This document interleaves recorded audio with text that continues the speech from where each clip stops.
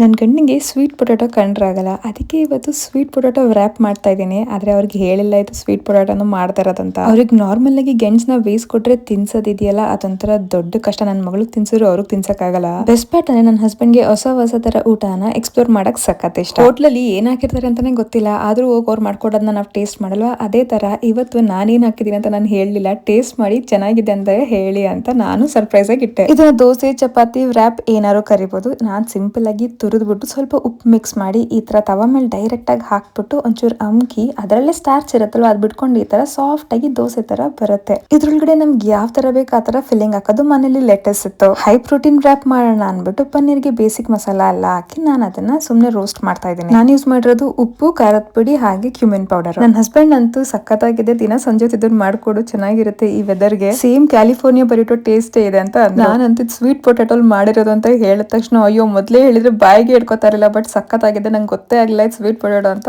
ಈ ರ್ಯಾಪ್ ನ ಬೇಯಿಸಬೇಕು ಒನ್ ಟ್ರಿಕ್. ಇಲ್ಲಿ ನಾವು ಯಾವ್ದೇ ತರ ನೀರ್ ಯೂಸ್ ಮಾಡ್ತಿರೋದ್ರಿಂದ ಸಿಮ್ಮಲ್ಲಿ ಬೇಯಿಸಬೇಕು. ಅದು ಅದ್ರ ಓನ್ ವಾಟರ್ ಬಿಟ್ಕೊಂಡು ಅದರಲ್ಲೇ ಸಾಫ್ಟ್ ಆಗಿ ಈ ತರ ಬೇಯಬೇಕು. ಹೈ ಫ್ಲೇಮ್ ಅಲ್ಲಿ ಸ್ಟಾರ್ಟಿಂಗ್ ಅಲ್ಲೇ ಇಟ್ಬಿಟ್ರೆ ಸೀದೋಗೋ ಚಾನ್ಸಸ್ ಜಾಸ್ತಿ ಇರುತ್ತೆ.